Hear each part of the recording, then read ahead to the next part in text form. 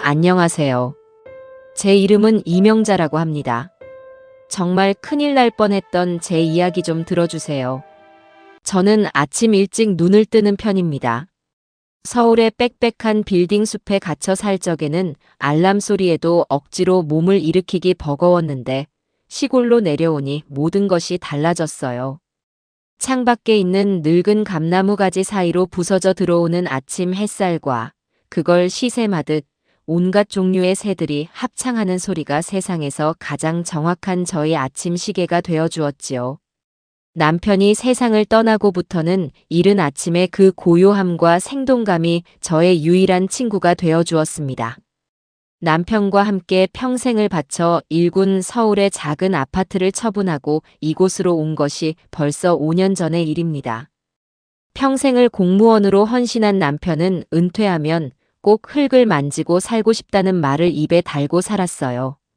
그런 남편의 소원을 들어준 것이었는데 그 양반은 이곳 마당의 흙냄새를 채 1년도 맞지 못하고 지병으로 눈을 감았습니다. 처음에는 정말 하늘이 무너지는 것 같았어요. 사방을 둘러봐도 아는 얼굴 하나 없는 낯선 땅에 덩그러니 혼자 남겨졌다는 생각에 며칠 밤낮을 소리 죽여 울었습니다. 남편의 숨결이 닿았던 모든 물건들, 함께 심었던 작은 모종들, 같이 골랐던 벽지 무늬 하나하나가 전부 살아있는 것처럼 제게 말을 걸어오는 통에 미쳐버릴 것만 같았지요.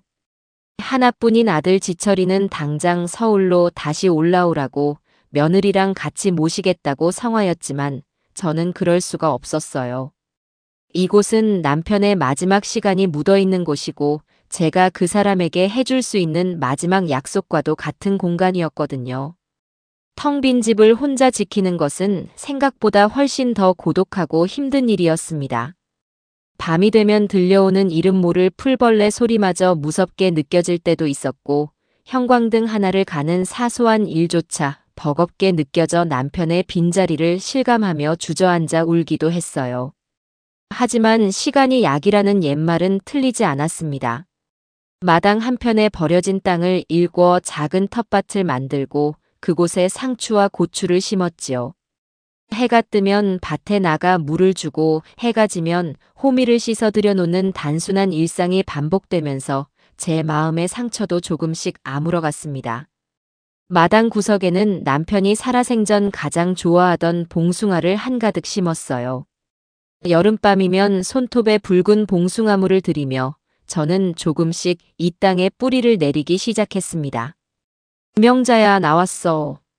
익숙하고 정겨운 목소리에 흙 묻은 손으로 허리를 짚으며 고개를 들었습니다. 담 너머로 보이는 얼굴은 옆집에 사는 김 씨였어요.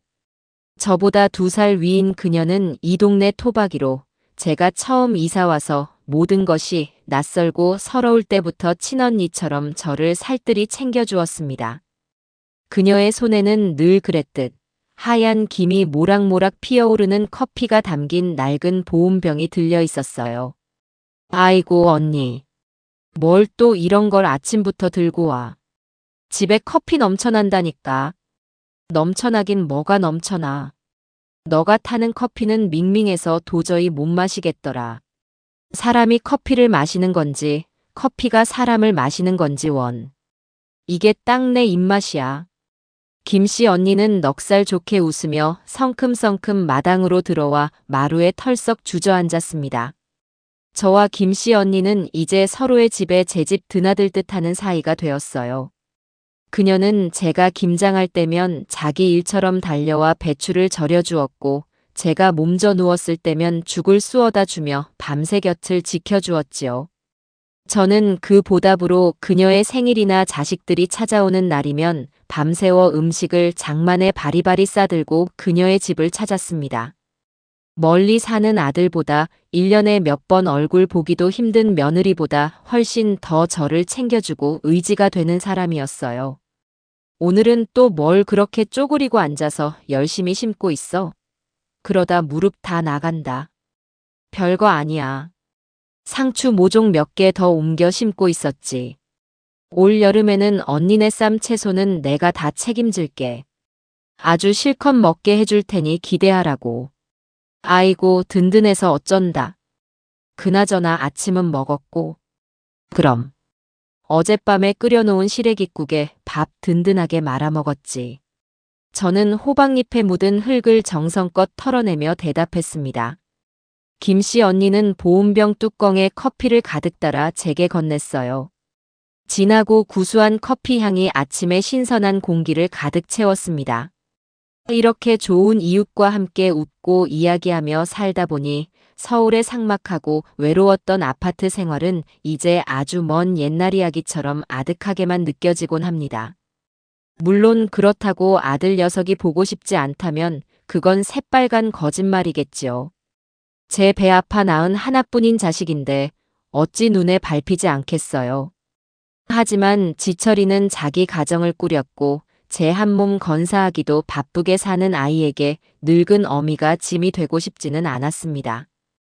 그저 가끔 명절이나 생일 때 얼굴 한번 보고 잘 살고 있다는 목소리 한번 들으면 그것만으로도 만족하기로 마음먹었어요. 근데 저 대문은 언제 고칠 셈이야? 삐걱거리는 소리가 온 동네를 다 울린다. 아이고, 저걸 또 깜빡했네. 어제 장에 갔을 때 기름이라도 좀 사오는 건데. 냅둬. 내가 또 그런 건 잘 알지.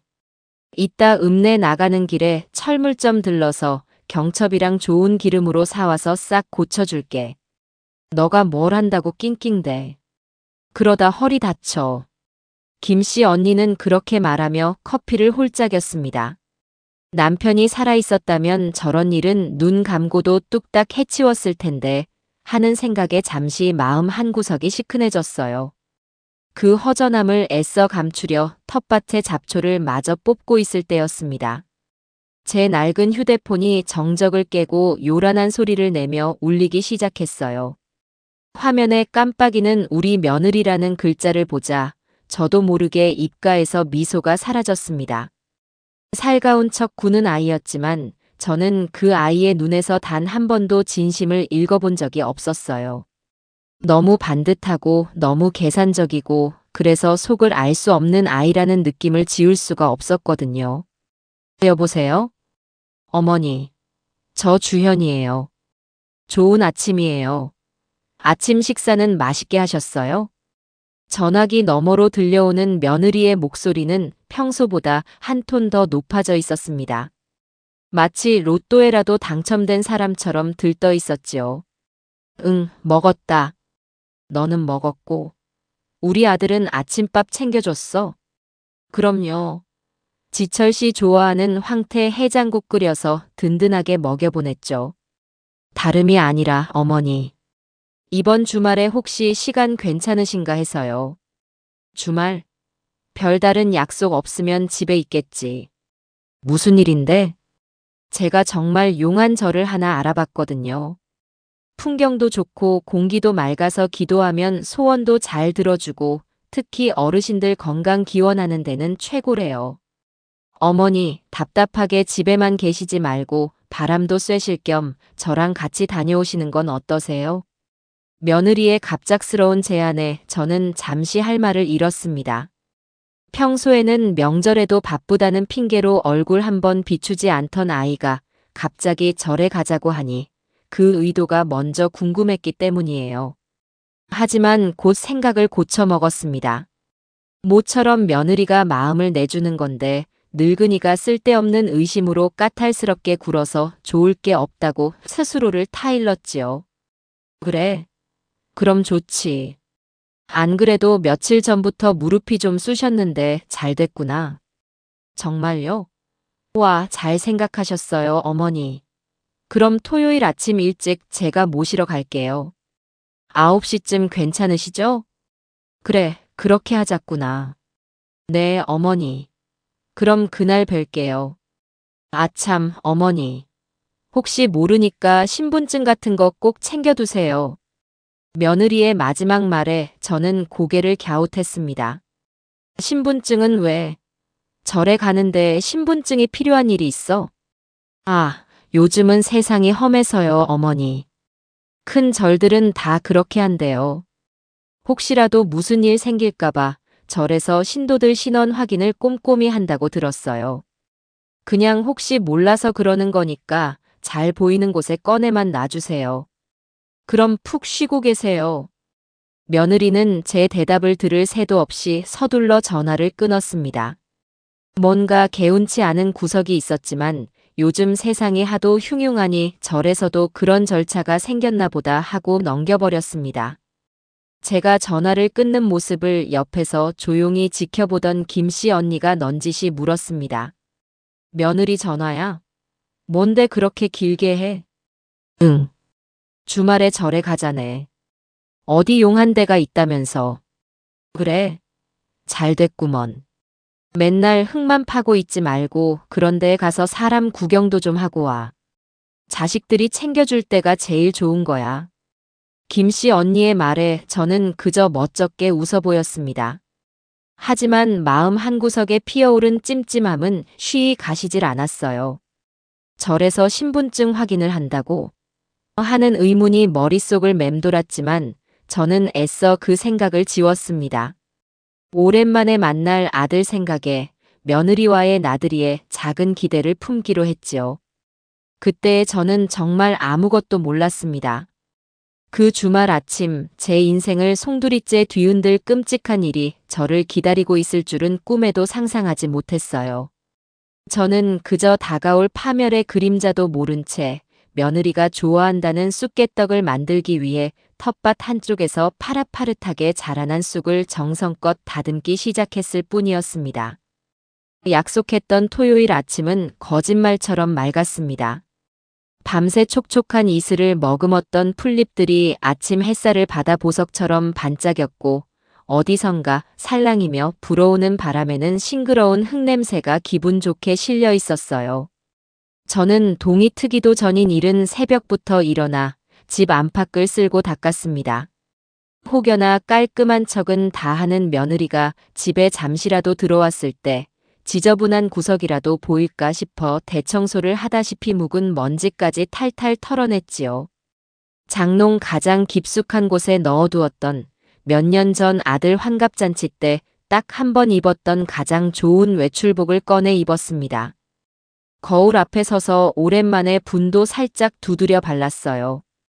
거울 속에는 조금은 낯설지만 보이지 않는 설렘으로 희미하게 상기된 늙은 여인의 얼굴이 서 있었습니다. 솔직히 말해 며느리와의 나들이가 기대되기보다는 혹시나 절에 갔다가 오는 길에 아들 녀석의 집에 들를 수 있지 않을까 하는 얕은 기대감 때문이었어요. 손주 녀석들 얼굴 본 지도 까마득했고 아들이 좋아하는 밑반찬이라도 좀 만들어주고 싶은 마음이 굴뚝 같았거든요. 저는 미리 쑤어놓았던 쑥개떡이 담긴 소담한 바구니를 들고 대문 밖으로 나섰습니다. 쑥개떡 옆에는 아들이 좋아하는 매실 장아찌 통도 함께 넣어두었지요. 정확히 9시가 되자 제 집 앞에 좁디 좁은 골목길로 눈부신 흰색 승용차 한 대가 먼지 하나 없이 미끄러지듯 들어왔습니다. 운전석에 앉은 며느리는 창문을 내리고 제게 보란 듯이 손을 흔들었어요. 평소에는 보지 못했던 얼굴의 반을 가리는 커다랗고 값비싸 보이는 선글라스를 끼고 있었지만 입가에 걸린 미소는 여느 때처럼 싹싹하고 살가워 보였습니다. 저는 괜히 마음이 놓여 들고 있던 바구니를 고쳐 잡고 차 쪽으로 걸어갔습니다. 어머니 늦지 않았죠? 주말이라 그런지 서울 빠져나오는데 차가 좀 막혀서요. 아니다. 아주 시간에 딱 맞춰 잘 왔다. 아침은 먹었고. 그럼요. 어머니 뵐 생각에 새벽부터 서둘렀죠. 어서 타세요, 어머니. 오늘 날씨가 정말 끝내주네요.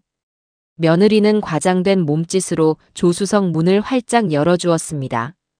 저는 고맙다고 말하며 쑥개떡 바구니를 먼저 차 안에 조심스럽게 밀어넣고는 차에 오르기 위해 몸을 숙였어요. 바로 그때였습니다. 제 낡은 잠방이 주머니 속에서 휴대폰이 마치 발작이라도 하듯 요란하게 울리기 시작했어요. 화면에 뜬 발신자는 옆집 김 언니였습니다. 아침에 같이 커피도 마셨는데 이 시간에 김씨 언니가 무슨 일로 전화를 다 했을까 의아하게 생각하며 저는 차 문 앞에서 잠시 멈춰 섰습니다. 어머니, 왜 그러세요? 전화 받지 마시고 어서 타셔야죠. 늦겠어요. 며느리의 목소리가 미세하게 날카로워졌다고 느낀 것은 단순한 기분 탓이었을까요? 저는 그녀에게 괜찮다는 듯 손을 한번 저어 보이고는 별 생각 없이 통화 버튼을 눌렀습니다. 여보세요? 언니, 나 지금 막 명자야. 그 차 절대 타지 마. 수화기 너머로 터져나온 김씨 언니의 목소리는 다급함을 넘어선 절규에 가까웠습니다. 저는 순간 심장이 쿵 하고 바닥 없는 곳으로 내려앉는 것만 같았어요. 등 뒤에서 식은땀이 흐르는 것이 느껴졌습니다. 언니, 그게 무슨 소리야? 내 말 들을 시간이 없어. 아까 그 못된 여자가 웬 시커먼 놈이랑 너희 집 창고 뒤에서 한참을 속닥거리더니 글쎄. 그놈이 차 트렁크에 짐짝처럼 쏙 숨어 들어가는 걸 내 눈으로 똑똑히 봤다니까. 그년 눈빛이 아주 살벌했어. 이건 함정이야, 명자야. 어서 도망가. 김씨 언니의 말이 끝나기가 무섭게 온몸에 털이 곤두서는 듯한 소름이 돋았습니다. 어젯밤 내내 저를 괴롭혔던 그 찜찜함의 실체가 바로 이것이었을까요? 절에 가는데 필요하다던 신분증, 평소와 달리 유난히 살갑게 굴던 며느리의 태도, 어서 타라며 저를 재촉하던 조급한 몸짓까지. 그 모든 의문의 조각들이 순식간에 머릿속에서 하나의 끔찍한 그림으로 맞춰지기 시작했습니다. 제 얼굴이 하얗게 질리는 것을 본 며느리가 기어이 차에서 내렸어요. 어머니, 누구 전화인데 안색이 그렇게 안 좋으세요? 무슨 일 있으세요? 그녀의 얼굴에는 가식적인 걱정이 떠올라 있었지만 선글라스 너머의 그 눈빛은 차갑게 저를 꿰뚫어 보는 것 같았습니다. 저는 더 이상 생각할 겨를이 없었어요. 김씨 언니의 마지막 외침이 귓가에 다시 한번 천둥처럼 울리는 것 같았습니다. 도망가. 저는 들고 있던 쑥개떡 바구니를 바닥에 내팽개치고는 뒤도 돌아보지 않고 뛰기 시작했습니다. 쑥개떡과 매실 장아찌가 흙바닥 위로 처참하게 쏟아졌지만 돌아볼 여유 따위는 없었어요. 목적지는 바로 담벼락 하나를 사이에 둔 저의 유일한 희망인 김씨 언니의 집이었습니다.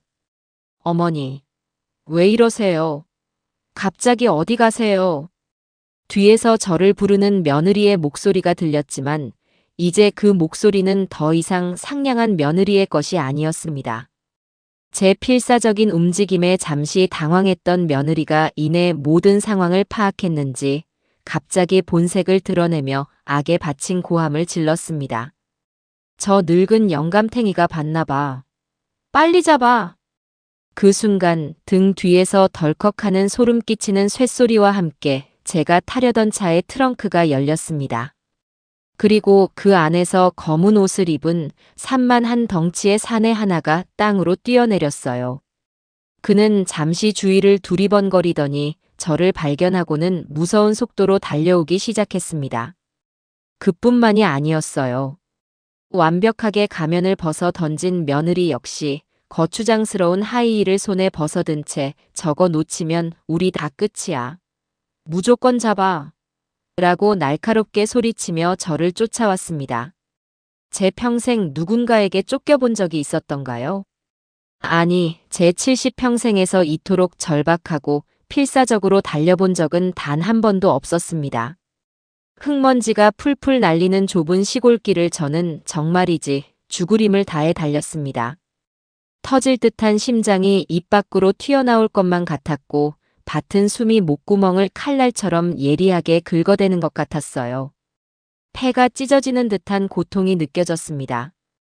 등 뒤에서는 두 사람의 발소리가 점점 더 가깝게 위협적으로 들려왔습니다. 김씨 언니의 집 대문까지는 불과 몇 걸음 남지 않았어요. 저는 마지막 남은 한 줌의 힘까지 쥐어짜내며 속도를 높였습니다. 다행히 김씨 언니가 미리 대문을 활짝 열어두고 저를 기다리고 있었습니다. 하얗게 질린 그녀의 얼굴은 공포와 분노로 뒤엉켜 있었어요. 저는 거의 기다시피 그녀의 집 대문 안으로 제 몸을 던졌고 김씨 언니는 제 뒤로 육중한 쇠 대문을 닫고 빗장을 걸었습니다. 빗장이 걸리는 철컥 소리가 그 순간만큼은 천상의 소리처럼 들렸습니다. 쿵, 쿵, 쾅, 쾅. 문 열어. 이 늙은이가 진짜 미쳤나? 김씨 할머니. 남의 집안일에 함부로 끼어드는 거 아니에요. 당장 문 열지 못해요?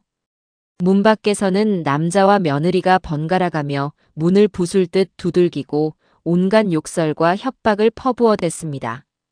낡고 녹슨 대문은 금방이라도 부서져 나갈 것처럼 위태롭게 덜컹거렸어요.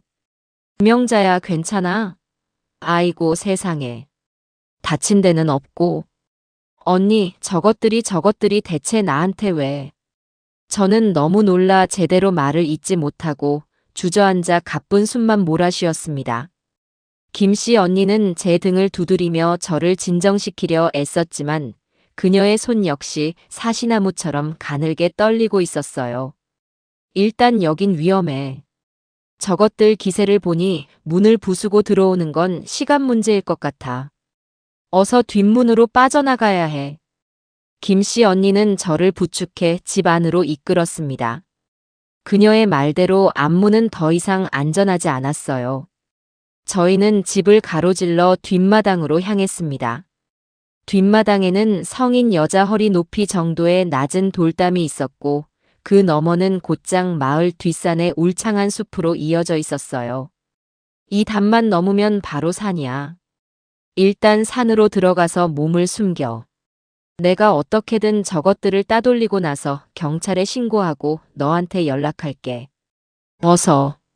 김씨 언니는 저를 다그쳤습니다. 저는 잠시 망설였어요. 저 때문에 평생 조용히 살아온 그녀가 몹쓸 일을 당할까봐 두려웠기 때문입니다. 하지만 지금은 그런 걸 따질 때가 아니었어요. 언니, 정말 고마워. 나 때문에 이게 무슨 일이야? 이 은혜는. 됐어. 은혜는 무슨 놈의 은혜. 우리 사이에 그런 소리 하는 거 아니야. 어서 가기나 해. 김씨 언니는 제 등을 힘껏 떠밀었습니다. 저는 이를 악물고 돌담 위로 기어올랐습니다. 낡은 고무신 한 짝이 벗겨져 맨발이 되었지만 아픔을 느낄 겨를조차 없었어요. 담 너머로 몸을 날리자 밤새 내린 이슬로 축축한 흙과 낙엽이 저를 받아주었습니다. 저는 뒤도 돌아보지 않고 나무들이 빽빽하게 들어선 산속으로 달려 들어갔습니다. 얼마 지나지 않아 김씨 언니의 집 쪽에서 무언가 부서지는 요란한 소리와 함께 며느리의 분노에 찬 고함 소리가 희미하게 들려오는 것 같았습니다. 저는 그 소리를 뒤로 한 채 그저 살아야 한다는 일념 하나만으로 어두운 숲속 깊은 곳으로, 더 깊은 곳으로 제 몸을 숨겼습니다. 맨발이 날카로운 나뭇가지와 돌부리에 긁혀 피가 났지만 그런 것은 아무래도 좋았습니다. 제 머릿속에는 오직 하나의 생각뿐이었어요. 대체 왜? 또 평생을 남에게 싫은 소리 한 번 안 하고 법 없이도 살 사람이라 자부하며 살아온 제게 어째서 이런 끔찍하고 무서운 일이 벌어진 것인지 도무지 이해할 수가 없었습니다. 저는 그저 흐르는 눈물을 닦아낼 생각도 못한 채 짐승처럼 숲을 헤치며 나아갔습니다. 산속은 생각보다 훨씬 더 깊고 험했습니다. 저는 얼마나 달리고 또 걸었는지 모릅니다. 아침이었던 해가 어느새 머리 꼭대기까지 올라와 뜨거운 빛을 내리쬐고 있었지만 울창한 나뭇잎들이 그 빛을 막아주어 숲은 대낮에도 어둑어둑했어요. 더 이상 저를 쫓는 사람들의 소리가 들리지 않게 되자 저는 마치 실이 끊어진 인형처럼 커다란 바위 뒤에 쓰러지듯 주저앉았습니다. 그제야 온몸의 긴장이 풀리면서 극심한 통증과 지독한 두려움이 한꺼번에 파도처럼 몰려왔어요. 꼴을 보니 말이 아니었습니다. 곱게 차려입었던 외출복은 나뭇가지에 걸려 여기저기 찢어져 있었고 벗겨진 신발 대신 저를 지탱해주던 맨발은 온통 상처투성이었습니다. 뾰족한 돌부리에 베인 발바닥에서는 시뻘건 피가 배어나오고 있었지요. 나뭇가지에 긁힌 팔에서도 피가 배어나와 옷소매를 붉게 물들이고 있었습니다. 하지만 그런 육체적인 고통보다 더 저를 힘들게 했던 것은 바로 참을 수 없는 배신감과 지독한 혼란스러움이었습니다. 항상 상냥한 미소로 어머니, 어머니 하며 저를 따르던 며느리의 얼굴 뒤에 그토록 악마 같은 모습이 숨겨져 있었다니. 그리고 그 옆에서 묵묵히 그녀를 돕던 정체 모를 남자. 그들의 목표가 대체 무엇이었는지, 왜 저를 그렇게 험하고 무서운 방법으로 어디론가 데려가려 했는지 머릿속이 터질 것만 같았어요. 한참을 숨죽여 울다 보니 문득 하나뿐인 아들 지철이의 얼굴이 떠올랐습니다. 그래, 지철이에게 알려야 해. 아들은 분명 제 편이 되어줄 것이라고 믿었어요. 며느리가 얼마나 끔찍하고 무서운 일을 저질렀는지 알게 된다면 당장이라도 달려와서 저를 이 지옥 같은 상황에서 구해줄 것이라고 굳게 믿었습니다. 저는 떨리는 손으로 주머니에서 낡은 휴대폰을 꺼내 아들의 번호를 눌렀습니다. 다행히 깊은 산속이었지만 신호는 겨우 잡혔어요. 몇 번의 길고 긴 연결음이 흐르고 세상에서 가장 익숙한 아들의 목소리가 들려왔습니다. 여보세요? 지철아. 나다, 엄마야. 내 아들 맞니? 어머니? 이 시간에 웬일이세요? 지금 주연이랑 같이 계신 거 아니었어요? 절에 가신다고 들었는데. 아들의 목소리는 놀라울 정도로 평소와 다름없이 차분했습니다. 저는 그 차분함에 오히려 더 가슴이 철렁 내려앉았지만 애써 불안감을 떨쳐내며 다급하게 제가 겪은 일을 털어놓기 시작했어요. 며느리가 어떤 정체 모를 남자와 한패가 되어 저를 차에 태워 어디론가 데려가려 했고 옆집 김씨 언니의 도움으로 겨우 도망쳐 지금은 이름도 모를 깊은 산속에 혼자 숨어 있다는 사실을 말입니다. 제 이야기가 길어질수록 수화기 너머의 아들은 점점 말이 없어졌습니다. 저는 아들이 너무 큰 충격을 받았기 때문이라고, 그래서 할 말을 잃은 것이라고 애써 생각하려 했습니다. 그래서 지금은 산에 혼자 계시다는 말씀이세요? 옷은 제대로 입으셨고요? 그래.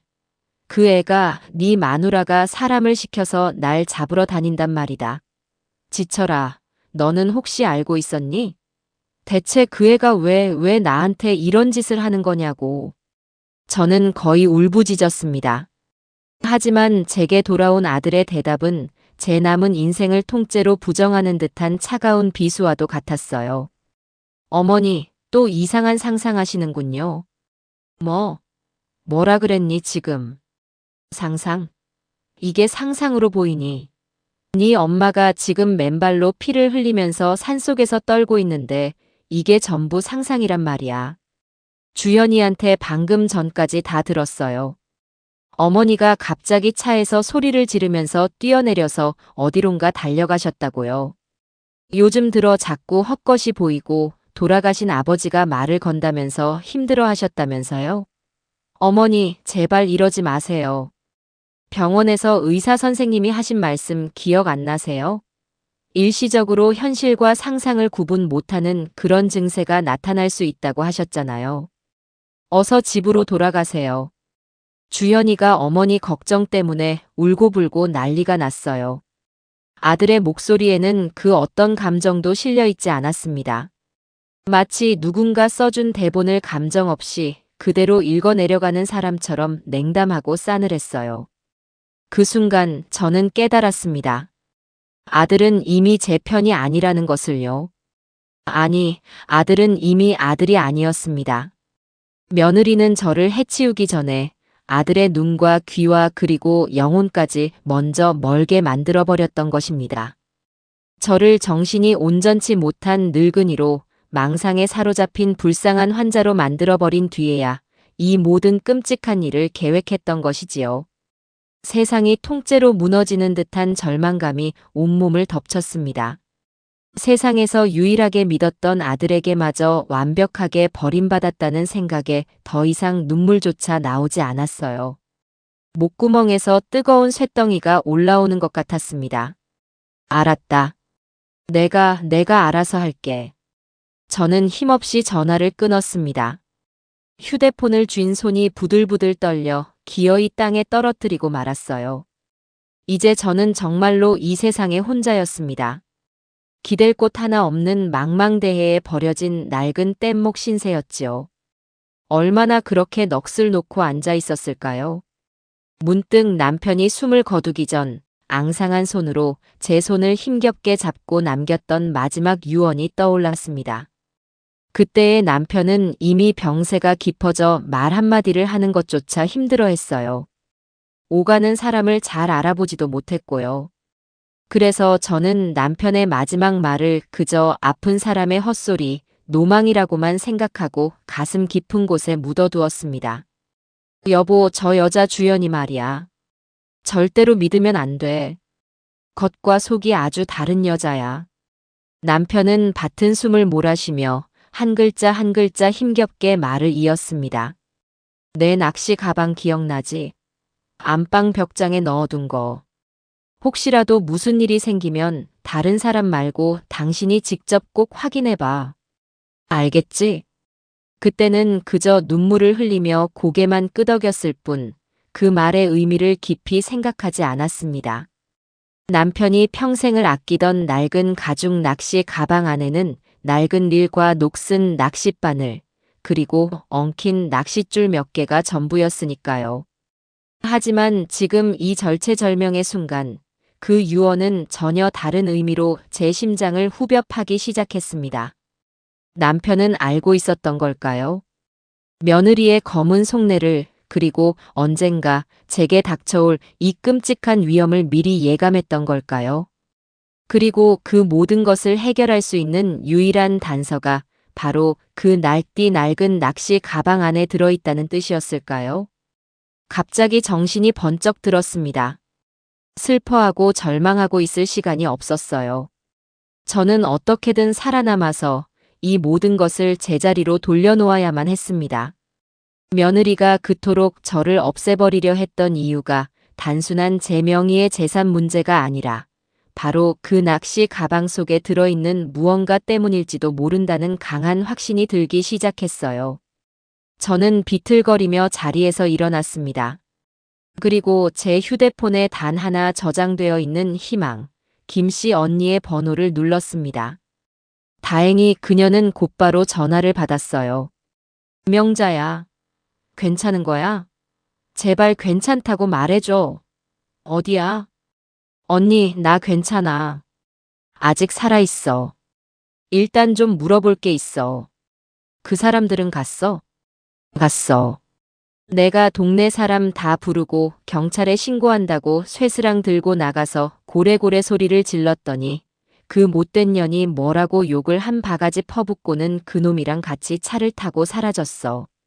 너는 지금 어디에 있는 거야? 내가 동네 남자들 데리고 당장 데리러 갈게. 아니, 지금은 안 돼. 그 사람들이 동네 어귀에서 나를 기다리고 있을지도 몰라. 언니, 나 좀 도와줘야겠어. 언니밖에 없어. 저는 김씨 언니에게 제가 지금부터 하려는 계획을 조심스럽게 설명했습니다. 지금 당장 이 마을을 빠져나가 아주 멀리 있는 옛 친구의 집으로 가야겠다고 말했어요. 김씨 언니는 잠시 말이 없더니 이내 결심한 듯 단호하게 말했습니다. 알겠다. 내가 어떻게든 도와줄게. 일단 해가 지려면 아직 멀었으니 산에서 내려오지 말고 최대한 깊은 곳에 숨어 있어. 그리고 해가 완전히 지고 사방이 캄캄해지면 그때 마을 뒤편에 있는 낡은 정자나무로 와. 거긴 밤에는 개미 새끼 한 마리 얼씬 안 하니까 아무도 못 볼 거야. 내가 옷이랑 신발, 그리고 차비를 넉넉하게 챙겨서 나갈게. 거기서 만나자. 김씨 언니의 말에 저는 뜨거운 눈물을 삼켰습니다. 세상이 전부 제게 등을 돌린 것 같았는데 아직 제 편이 남아있다는 사실에 다시 살아갈 용기가 생겼습니다. 저는 김씨 언니와 약속을 정하고 다시 숲속 깊은 곳으로 몸을 숨겼습니다. 이제부터는 도망이 아니었습니다. 모든 것을 되찾기 위한 제 인생을 건 기나긴 싸움의 시작이었지요. 김씨 언니의 도움으로 저는 간신히 그 지옥 같던 마을을 빠져나올 수 있었습니다.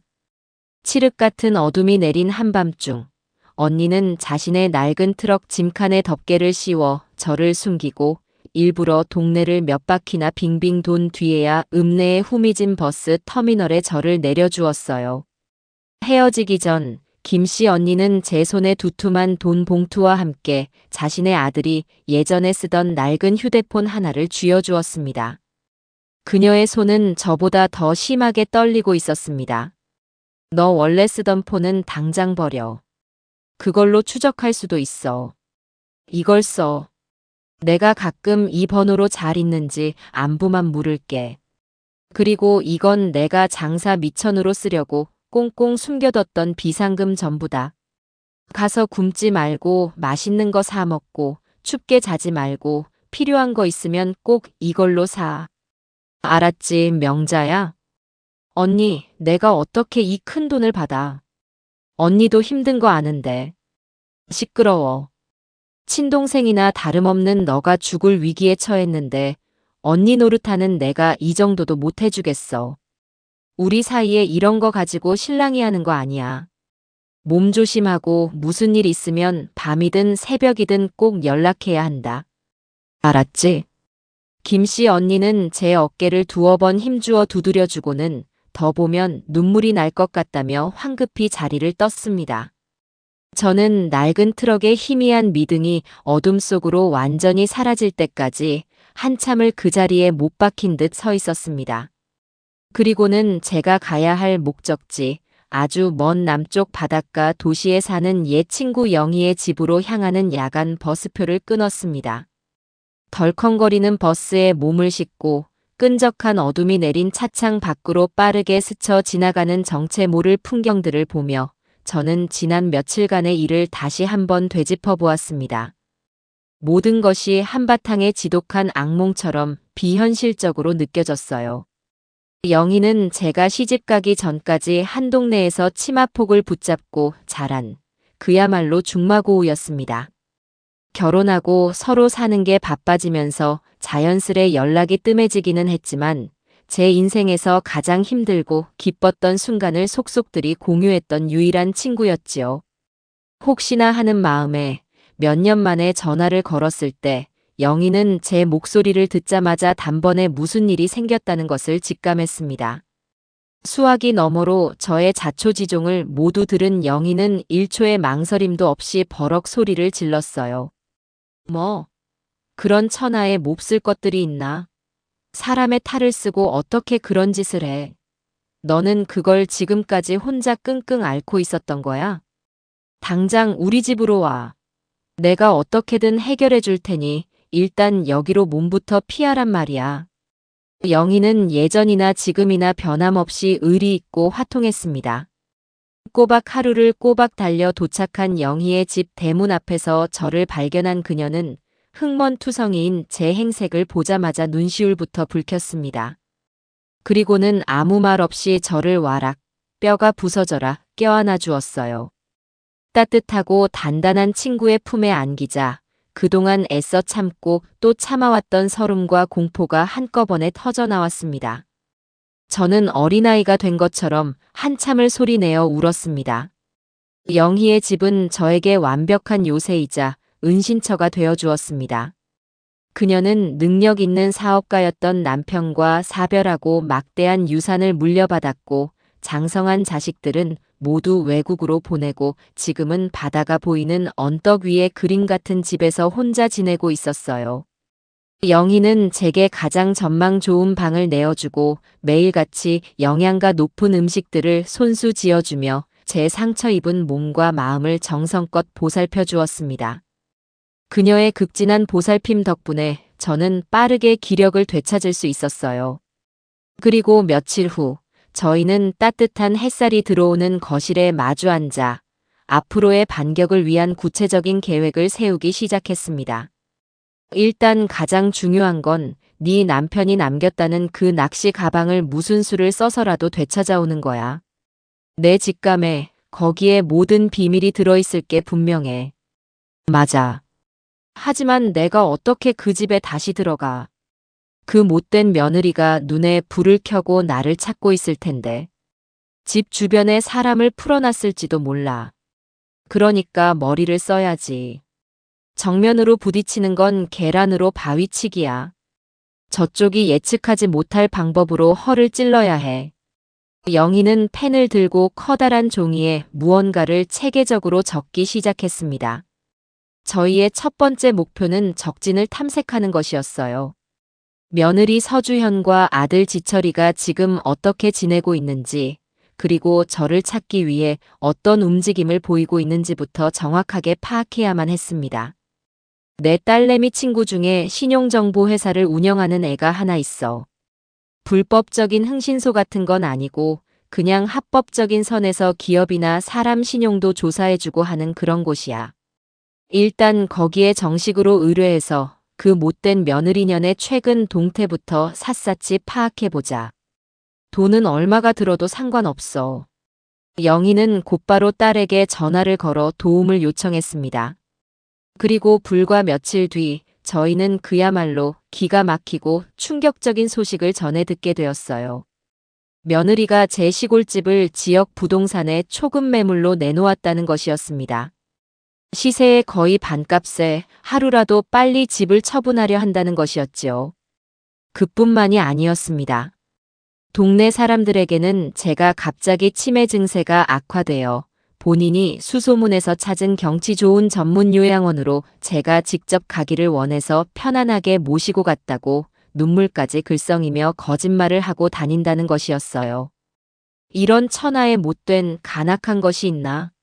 사람을 산 채로 유령을 만들어 네 집을 팔아치우기 전에 어떻게든 그 낚시 가방을 손에 넣어야 해. 우리한테 남은 시간이 별로 없어, 명자야. 영희의 말대로였습니다. 집이 다른 사람의 손에 넘어가 버리는 순간 남편의 마지막 유품인 낚시 가방을 영원히 찾지 못하게 될지도 모를 일이었습니다. 마음이 불타는 것처럼 조급해졌어요. 그리고 또 한 가지. 아무리 생각해도 너희 아들놈 말이야. 도대체 왜 그렇게 마누라 말에 꼼짝도 못하는 건지 그게 제일 이상하지 않아? 아무리 마누라가 무섭고 엄마가 밉기로써니지 엄마가 산속에서 맨발로 헤매고 있다는데 그걸 망상이라고 잘라 말하는 놈이 세상에 어디 있어. 뭔가 단단히 약점을 잡힌 게 분명해. 영희는 문제의 핵심을 정확히 짚어냈습니다. 저 역시 아들의 그 얼음장같이 차가웠던 태도가 심장에 박힌 가시처럼 계속 마음에 걸렸어요. 아무리 며느리에게 세뇌를 당했다고 해도 그건 상식적으로 이해할 수 없는 행동이었습니다. 저희는 아들의 주변을 샅샅이 탐색하기로 했습니다. 이번에도 영희의 넓고 깊은 인맥이 동원되었어요. 영희의 조카 사위가 우연히도 제 아들 지철이가 다니는 회사의 바로 위층에 있는 경쟁사에 다니고 있었습니다. 우리 조카 사위한테 부탁해서 점심시간이나 회식 때 그쪽 회사 사람들 이야기하는 거나 좀 귀동냥해 보라고 했어. 요즘 세상이 얼마나 좁은데 그런 큰 회사에서 일어난 일은 소문이라는 게 금방 돌게 되어 있거든. 그리고 며칠 뒤 저희는 아들의 처참한 비밀을 알게 되었습니다. 아들 지철이가 최근 회사에서 아주 큰 규모의 금전적인 사고를 쳤다는 것이었어요. 지철이의 판단 착오로 인해 회사가 막대한 손해를 입게 되었고 그 모든 것을 개인적으로 변상해야 할 끔찍한 위기에 처했다는 소문이 파다하다고 했습니다. 그런데 놀랍게도 그 평범한 직장인이 감당할 수 없는 엄청난 액수의 돈을 며느리인 주연이가 자신의 친정에서 돈을 끌어와 하룻밤 사이에 막아주었다는 것이었어요. 그 일 이후로 아들은 회사에서 고개도 못 드는 것은 물론이고 집에서도 며느리 앞에서 죄인처럼 꼼짝도 못하고 쩔쩔매고 있다는 것이었습니다. 이제야 모든 조각이 딱딱 맞아 들어가는구먼. 아들놈이 마누라한테 목줄을 단단히 잡혔던 거야. 그러니 마누라가 죽으라면 죽는 신용까지 할 수밖에 없었겠지. 쯧쯧. 아무리 그래도 그렇지 한심한 놈. 모든 퍼즐이 완벽하게 맞춰지는 순간이었습니다. 며느리는 아들의 치명적인 약점을 이용해 그를 자신의 충실한 꼭두각시로 만들었고 저를 조용히 제거한 뒤 제 명의의 재산과 시골집을 모두 팔아치워 아들의 빚을 갚는 데 쓴 돈을 메우려 했던 것이 분명했어요. 이제 목표는 명확해졌습니다. 며느리의 소나기에서 어리석은 아들을 구해내고 집이 다른 사람의 손에 팔리기 전에 남편의 마지막 유산인 낚시 가방을 되찾아야만 합니다. 저는 더 이상 겁에 질려 도망만 다니던 나약한 노인이 아니었어요. 모든 것을 바로잡기 위해 차가운 반격을 준비하는 전사가 되어야만 했습니다. 영희와 저는 밤이 새는 줄도 모르고 머리를 맞대고 저 교활하고 탐욕스러운 여우의 허를 찌를 완벽하고 치밀한 계획을 세우기 시작했습니다. 영희의 집에 머물며 몸을 추스르는 동안 제 머릿속은 온통 아들 지철이에 대한 생각으로 가득 차 있었습니다. 저를 외면했던 아들의 차가운 목소리가 밤마다 이명처럼 귓가를 맴돌았고 그때마다 심장이 서늘하게 가라앉는 기분을 느껴야 했어요. 하지만 아들에 대한 원망보다는 그 아이가 처한 상황에 대한 안타까움과 연민이 더 컸습니다. 제 아들은 본래 심성이 악한 아이가 아니었습니다.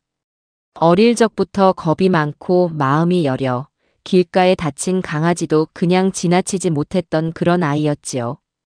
그런 지철이가 어쩌다 제 어미를 사지로 내모는 일에 동참하게 되었는지 그 배경에는 분명 며느리의 교활한 계략과 아들의 말 못할 사정이 얽혀 있을 것이라 짐작했습니다. 영희의 도움으로 알아낸 아들의 소식은 제 짐작이 틀리지 않았다는 것을 증명해 주었습니다. 회사에 막대한 손해를 끼친 아들이 그 빚을 며느리가 대신 갚아주었다는 사실을 알게 되었을 때 저는 눈앞이 캄캄해지는 것 같았어요. 며느리는 아들의 목에 굵은 쇠사슬을 채운 것이나 다름없었습니다. 경제적인 능력을 상실한 남자가 아내 앞에서 얼마나 무력해지는지 저는 너무나도 잘 알고 있었기 때문입니다. 아들은 죄책감과 무력감 속에서 매일매일 지옥 같은 시간을 보내고 있을 것이 분명했어요.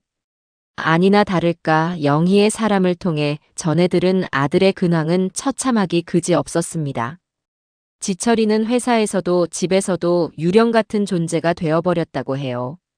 예전에는 동료들과 어울려 술도 한 잔 기울이고 주말이면 낚시 동호회 활동도 열심히 하던 아이였는데 이제는 퇴근하면 곧장 집으로 와 방에 틀어박혀 나오지도 않는다고 했습니다. 며느리 주현이는 그런 아들을 더욱더 옥죄고 있었지요. 그녀는 더 이상 아들 앞에서 상냥한 아내인 척 연기하지 않았습니다.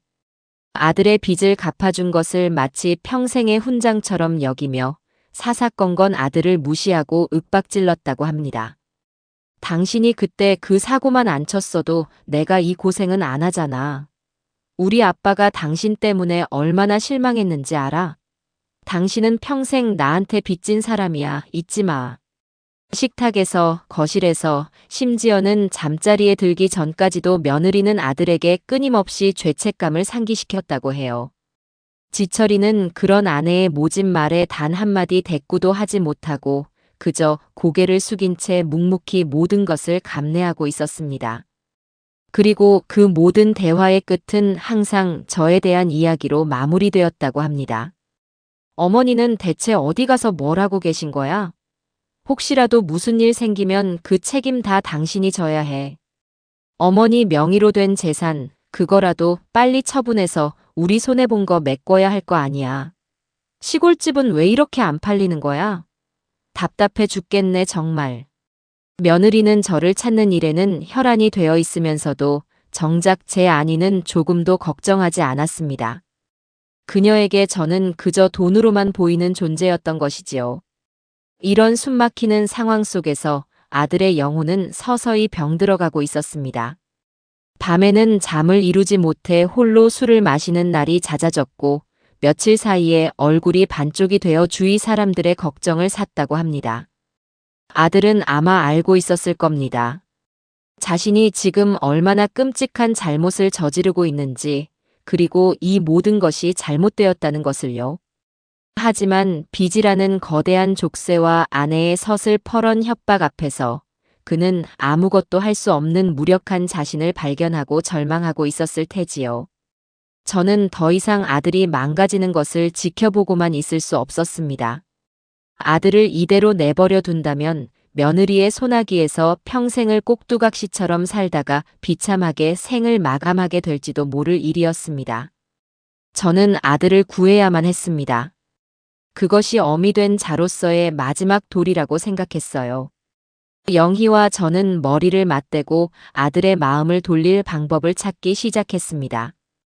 직접 만나는 건 위험해. 며느리가 아들놈 주변에 사람을 붙여놨을지도 몰라. 그렇다고 전화로 이야기하기에는 그 아이가 내 말을 믿어주지 않을 거야. 그렇다면 아들놈의 마음 가장 깊숙한 곳을 흔들 수 있는 무언가가 필요해. 그 아이만 알아볼 수 있는 너와 아들만의 신호 같은 거 말이야. 영희의 말에 제 머릿속에 번뜩 스쳐 지나가는 것이 있었습니다. 그것은 바로 제 낡은 경대 서랍 깊숙한 곳에 보관해 두었던 낡은 흑백 사진 한 장이었습니다. 아들이 초등학생일 무렵 남편과 함께 셋이서 강으로 낚시를 갔을 때 찍은 사진이었어요. 사진 속에서 남편은 자신이 잡은 커다란 잉어를 들고 환하게 웃고 있었고 그 옆에 선 어린 지철이는 무서움 반 신기함 반의 표정으로 아빠의 팔에 매달려 있었습니다. 그리고 저는 그런 두 남자를 사랑스러운 눈빛으로 바라보고 있었지요. 그날은 우리 세 식구에게 가장 행복했던 날 중 하나로 기억되고 있습니다. 아들은 유독 그 사진을 좋아해서 한동안 자신의 책상머리에 붙여놓고는 했었어요. 저는 영희에게 제 계획을 말했습니다. 저 사진과 함께 짧은 편지를 아들에게 보내는 것이었습니다. 편지에는 구구절절한 설명 대신 아들의 심장을 관통할 단 한 문장만 적을 생각이었습니다.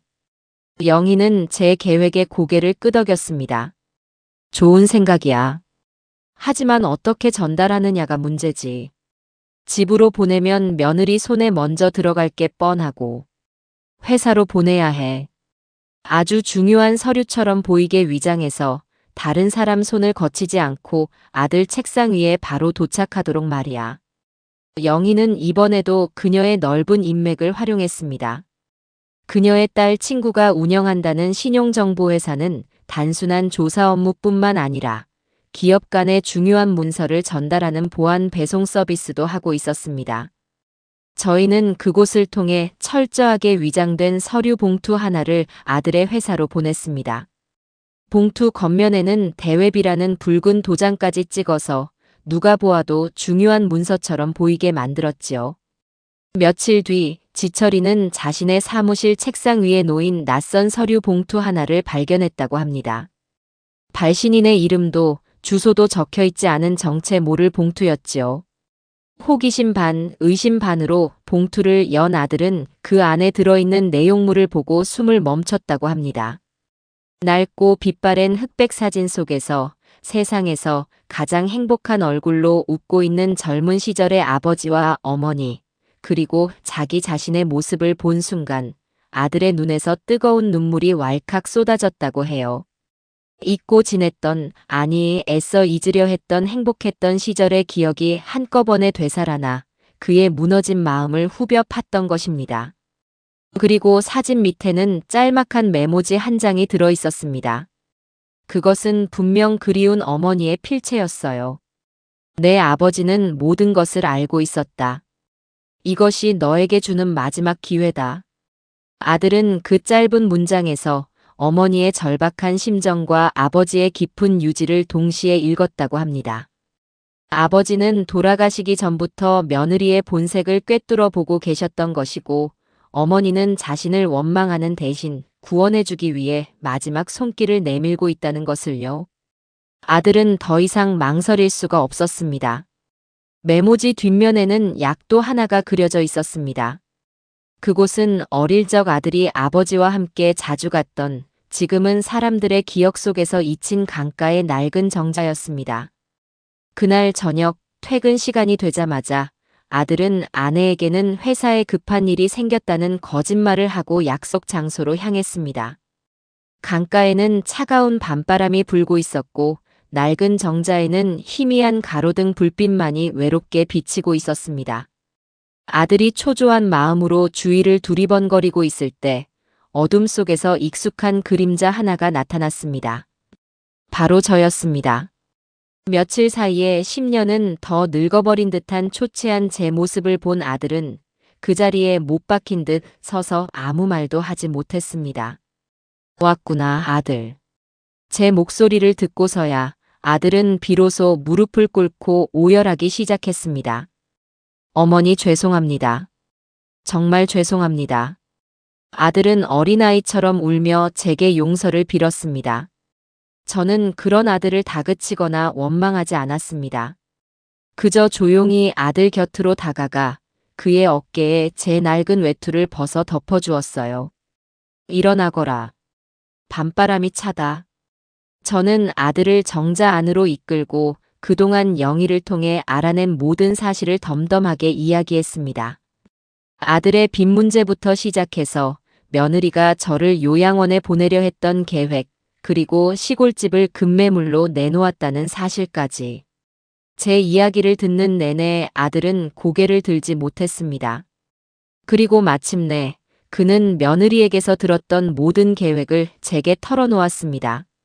며느리가 저를 없애버린 뒤 제 명의로 된 모든 재산을 처분해서 자신의 손해를 메우려 했다는 끔찍한 진실을 말입니다. 어머니, 저는 이제 어떻게 해야 합니까? 저는 이미 그 여자의 소나기에서 벗어날 수 없는 몸입니다. 아들은 절망적인 목소리로 말했습니다. 저는 그런 아들의 손을 굳게 잡았습니다. 제 손은 작고 늙었지만 그 어느 때보다 강한 힘이 실려 있었어요. 아니, 아직 늦지 않았다. 내가 너를 그 악마 같은 여자에게서 구해주러 왔다. 그러니 이제부터는 내 말대로만 움직여라. 너의 잘못을 바로잡을 수 있는 마지막 기회다. 제 단호한 목소리에 아들의 흔들리던 눈빛이 점차 안정을 되찾기 시작했습니다. 그는 한참 동안 저를 바라보더니 이내 굳은 결심을 한 듯 비장한 표정으로 고개를 끄덕였습니다. 그날 밤 강가의 낡은 정자에서 저희 두 모자는 서로의 상처를 보듬고 모든 것을 되돌리기 위한 위험한 반격을 약속했습니다. 그날 이후 아들 지철이는 완벽한 이중 스파이가 되었습니다. 영희의 집에 숨어있는 저와는 김 씨가 준 폰으로만 연락을 주고받으며 집에서는 며느리 주현이에게 더할 나위 없이 순종적인 남편 행세를 했지요. 아들에게는 참으로 고통스러운 시간이었을 겁니다. 자신의 인생을 망가뜨린 원수 같은 아내 앞에서 아무렇지 않은 척 웃고 그녀의 비위를 맞추며 신뢰를 얻어내는 과정은 결코 쉽지 않았을 테니까요. 하지만 지철이는 속죄하는 마음으로 그리고 자신을 구원해줄 유일한 동아줄인 저를 믿으며 묵묵히 제 지시를 따랐습니다.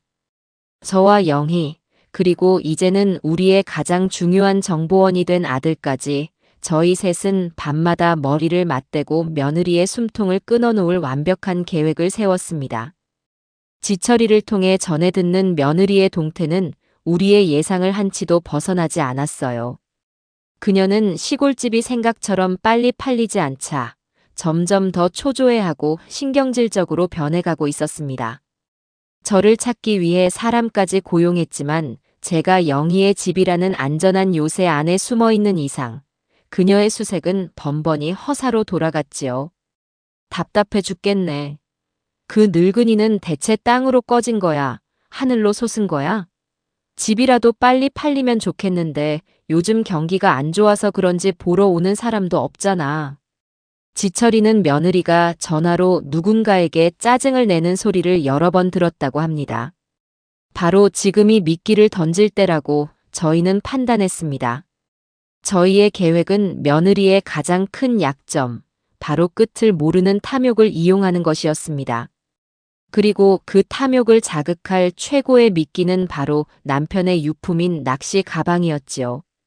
며느리는 그 낡은 가방 안에 제가 숨겨둔 거액의 비자금이나 부동산 관련 서류가 들어있을 것이라고 굳게 믿고 있었으니까요. 작전은 지철이가 먼저 바람을 잡는 것에서부터 시작되었습니다. 어느 날 저녁 지철이는 일부러 시무룩한 표정을 짓고는 며느리에게 조심스럽게 말을 꺼냈습니다. 여보, 아무래도 어머니가 우리한테 단단히 화가 나신 것 같아. 오늘 회사로 국제 전화가 한 통 걸려왔는데 어머니 목소리였어. 뭐? 어머니가? 어디서 건 전화인데? 며느리는 기다렸다는 듯이 달려들었습니다. 지철이는 태연하게 거짓말을 이어갔습니다. 그건 모르겠어.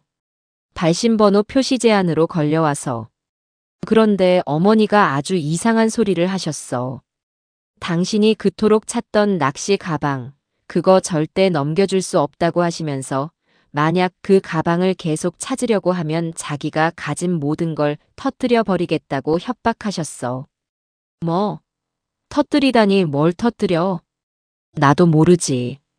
그런데 목소리가 예전 같지 않게 아주 차갑고 단호했어. 뭔가 우리 모르는 걸 쥐고 있는 눈치였어. 지철이의 연기는 완벽했습니다. 그는 정말로 겁에 질린 사람처럼 보였지요. 며느리는 잠시 생각에 잠기더니 이내 코웃음을 쳤습니다. 늙은이가 겁주기는. 그래봤자 뭘 어쩌겠어. 자기가 가진 걸 터뜨리기 전에 우리가 먼저 찾아내면 그만이지. 그래서 어머니가 어디에 있는지는 말 안 했어? 응. 그것만 말하고 바로 끊어버렸어. 여보, 나 좀 무서워.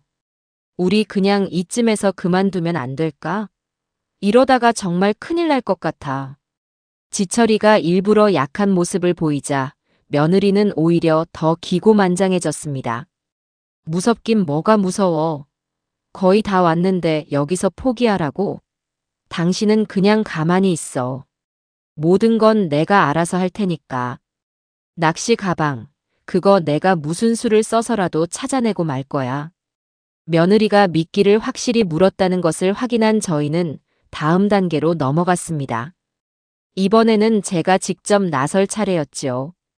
저는 며느리의 개인 휴대폰 번호로 발신번호 표시 제한을 걸어 전화를 했습니다.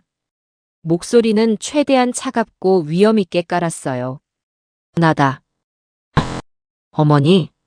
수화기 너머의 며느리는 잠시 당황한 듯 했지만 이내 평정심을 되찾고 비아냥거리기 시작했습니다. 어머니, 그동안 어디서 그렇게 잘 숨어 지내셨어요? 저희가 얼마나 걱정했는지 아세요? 닥쳐라. 걱정. 네가 한 건 걱정이 아니라 수색이었겠지. 본론만 말하겠다. 네가 그토록 원하는 낚시 가방, 그거 가지고 싶으냐? 네. 그걸 주시려고요? 공짜는 없다. 세상에 공짜가 어디 있겠니? 그 가방의 가치만큼 내놓는다면 생각해보지. 가치라니요? 그 안에 뭐가 들었는데요? 그건 네가 직접 확인해보면 알게 될 것이다. 현금으로 5억, 깨끗한 돈으로 준비해라. 그 돈을 받으면 낚시 가방을 넘겨주겠다. 네가 내 집과 땅을 팔아서 얻으려 했던 돈이 대충 그 정도 아니더냐? 제 말에 며느리는 잠시 숨을 고르는 듯 했습니다. 그녀의 머릿속에서 빠르게 계산기가 돌아가는 소리가 들리는 것 같았어요. 그녀는 제가 정말로 5억 원의 가치가 있는 무언가를 낚시 가방 안에 숨겨두었다고 믿기 시작한 것이 분명했습니다. 좋아요. 5억. 준비할게요.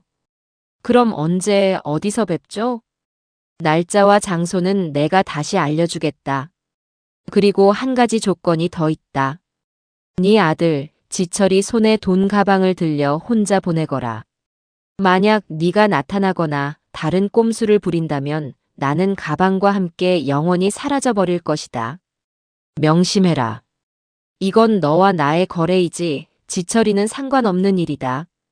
저는 며느리가 아들을 의심하지 못하도록 일부러 아들을 거래에서 배제하는 듯한 말을 덧붙였습니다. 며느리는 제 조건을 순순히 받아들였어요. 그녀는 제가 아들을 보호하려 한다고 착각했겠지만 사실 그것은 아들에게 완벽한 알리바이를 만들어주기 위한 저희의 치밀한 계획이었습니다. 이제 모든 판은 짜였습니다.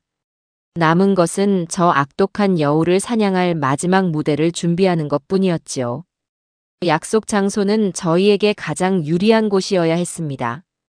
저는 조금의 망설임도 없이 제 시골집이 있는 바로 그 동네 마을회관을 거래 장소로 정했습니다.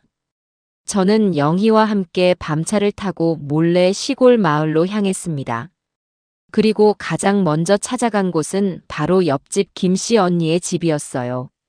한밤중에 저를 발견한 김씨 언니는 귀신이라도 본 것처럼 놀라더니 이내 저를 끌어안고 펑펑 울었습니다.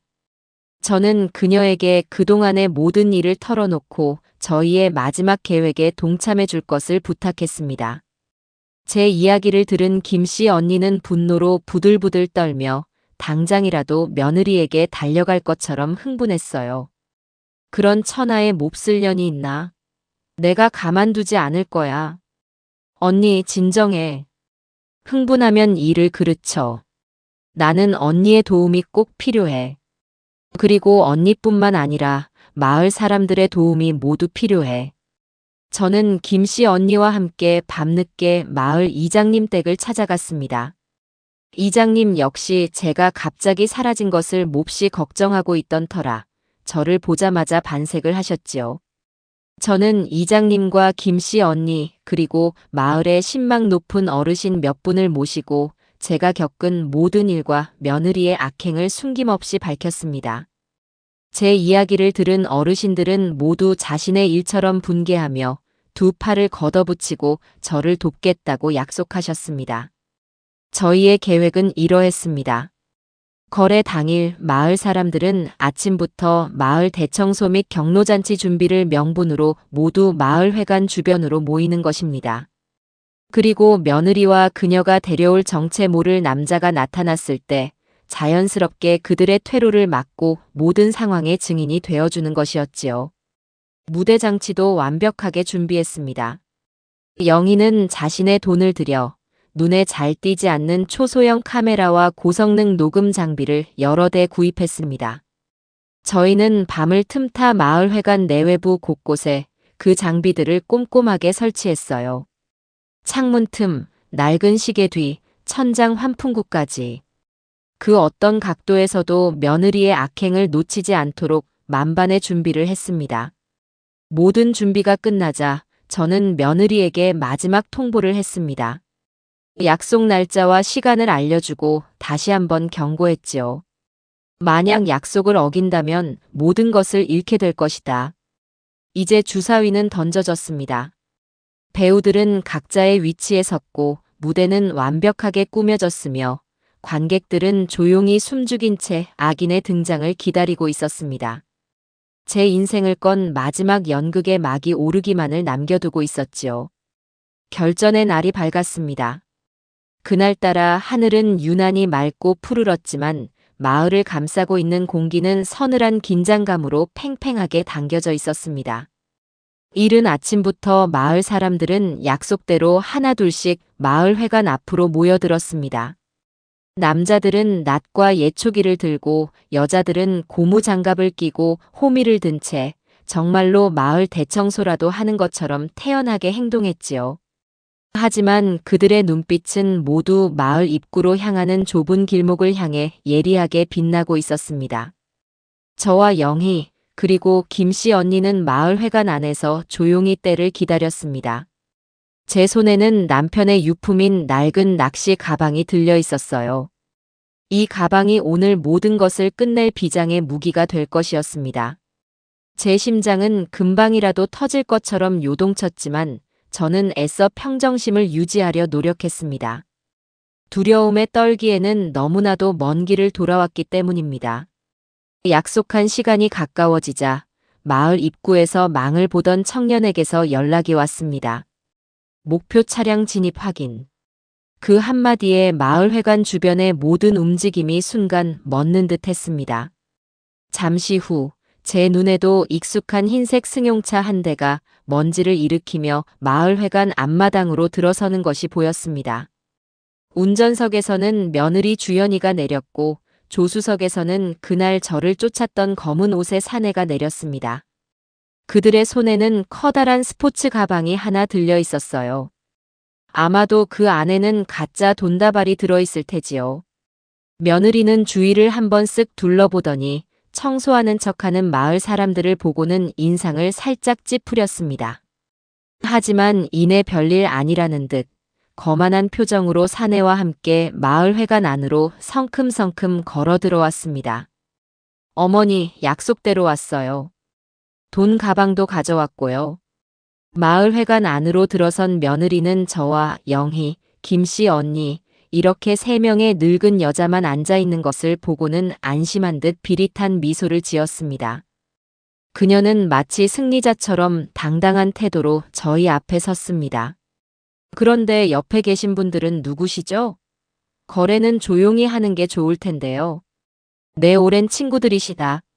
내 마지막 길을 함께 배웅해 줄 분들이니 신경 쓰지 말거라. 제 차분한 대답에 며느리는 코웃음을 쳤습니다. 그녀는 들고 있던 스포츠 가방을 테이블 위로 툭 던졌습니다. 자, 여기 약속한 5억이에요. 이제 그 지긋지긋한 낚시 가방, 이리 내놓으시죠.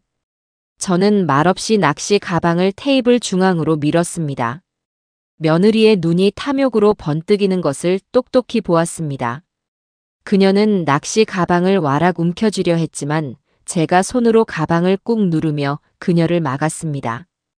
그 전에 네 입으로 직접 확인해야 할 것이 있다. 이 안에 뭐가 들었는지, 네가 왜 그토록 이 가방을 원했는지, 그리고 나한테 무슨 짓을 하려고 했는지 말이다.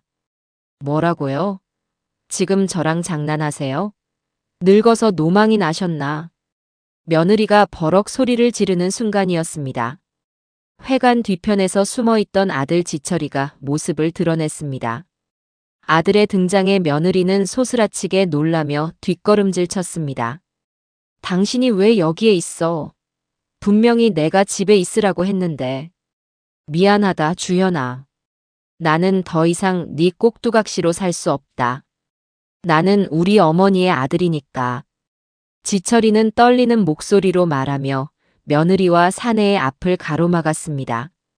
그리고는 제가 누르고 있던 낚시 가방의 낡은 버클을 풀고 가방을 통째로 뒤집어 그 안에 내용물을 테이블 위로 쏟아냈습니다. 와르르 소리와 함께 쏟아져 나온 것은 돈다발이나 부동산 서류가 아니었습니다.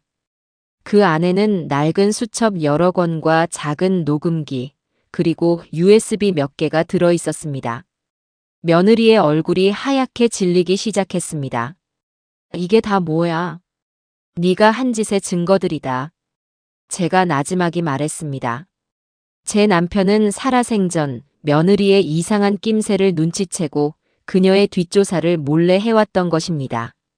수첩에는 며느리가 결혼 전 다른 사람들에게 사기를 쳤던 정황들이 날짜별로 꼼꼼하게 기록되어 있었습니다. 그리고 녹음기에는 바로 그때 마을회관의 낡은 스피커에서 귀에 익은 목소리가 흘러나오기 시작했습니다. 그것은 며느리와 검은 옷의 사내가 나누는 대화였습니다. 그 늙은이 정말로 산속으로 도망간 거 맞아? 확실히 처리해야 뒤탈이 없어. 걱정 마세요, 사모님. 이번에는 절대 놓치지 않을 겁니다. 그 영감탱이가 남긴 유산만 손에 넣으면 우리는 평생 먹고 살 수 있다고요. 시끄러워. 유산은 다 내 거야. 넌 약속한 돈만 받으면 돼. 그 늙은이 찾기만 해봐. 당장 정신병원에 쳐넣어서 평생 빛도 못 보게 만들어버릴 테니까. 며느리 자신의 목소리가 회관 전체에 울려 퍼지자 그녀의 얼굴에서 핏기가 완전히 가셨습니다. 그녀가 경악하며 스피커 쪽을 돌아보는 순간 회관의 모든 문이 활짝 열렸습니다. 그리고 낫과 호미, 쇠스랑을 든 수십 명의 마을 사람들이 성난 얼굴로 회관 안으로 쏟아져 들어왔습니다. 이런 천하의 몹쓸 년. 사람의 탈을 쓰고 어찌 어미한테 그런 짓을 한단 말이냐. 우리 동네에서는 이런 못된 짓은 용납 못한다. 마을 사람들은 며느리와 사내를 빙 둘러싸고 그들의 퇴로를 완벽하게 차단했습니다. 김씨 언니와 이장님이 가장 앞에 서서 분노에 찬 눈으로 그들을 노려보았지요. 검은 옷의 사내는 상황이 불리해진 것을 깨닫고 도망치려 했지만 건장한 마을 청년 몇몇이 그의 앞을 가로막았습니다. 어떻게 된 거야? 이건 함정이야. 며느리는 그제야 모든 것이 계획되었다는 것을 깨닫고 비명을 질렀습니다. 그녀는 바닥에 주저앉아 발악했지만 이미 때는 늦었습니다. 모든 증거는 명백했고 수십 명의 증인이 모든 것을 지켜보고 있었습니다. 그 순간 마을 입구에서 요란한 사이렌 소리가 들려오기 시작했습니다. 영희가 미리 연락해둔 경찰들이 약속된 시간에 맞춰 도착한 것이었습니다. 경찰들은 성난 마을 사람들을 진정시키고 넋이 나간 며느리와 사내의 손에 차가운 수갑을 채웠습니다. 경찰차에 올라타는 마지막 순간까지 며느리는 저를 향해 저주를 퍼부었습니다. 하지만 그녀의 악에 바친 목소리는 더 이상 제게 아무런 상처도 주지 못했습니다. 저는 그저 차가운 눈으로 그녀의 마지막을 지켜볼 뿐이었습니다. 경찰차가 떠나고 마을 회관에는 다시 정적이 찾아왔습니다. 모든 것이 끝났다는 안도감에 제 다리에 힘이 풀려 주저앉을 뻔한 것을 영희와 김씨 언니가 양쪽에서 부축해 주었습니다. 아들 지철이는 제 앞에 무릎을 꿇고 차마 고개를 들지 못한 채 뜨거운 눈물을 흙바닥 위로 뚝뚝 떨어뜨렸습니다. 저는 말없이 그런 아들의 머리를 쓰다듬어 주었습니다. 모든 것을 용서하기에는 아직 시간이 필요하겠지만 다시 시작할 기회는 주어야겠지요. 제 곁을 든든하게 지켜주는 친구들과 저를 걱정스럽게 바라보는 마을 사람들의 따뜻한 눈빛 속에서 저는 비로소 길고 길었던 악몽이 끝났음을 실감했습니다. 마을 사람들은 저를 중심으로 빙 둘러쌌습니다. 누군가는 제 어깨를 두드려 주었고 또 다른 누군가는 말없이 제 손을 따뜻하게 잡아주었지요. 제 옆에는 든든한 두 친구 김씨 언니와 영희가 있었습니다. 김씨 언니는 제 손을 두 손으로 꼭 잡고 놓아주지 않았고 영희는 제 어깨를 단단히 감싸주며 혹시라도 제가 쓰러질까봐 든든한 버팀목이 되어주었어요. 이제 다 끝났어, 명자야. 정말로. 이제 다시는 그 누구도 너를 함부로 대하지 못할 거야. 영희의 나지막하지만 힘있는 목소리에 저는 그저 희미하게 고개를 끄덕였습니다.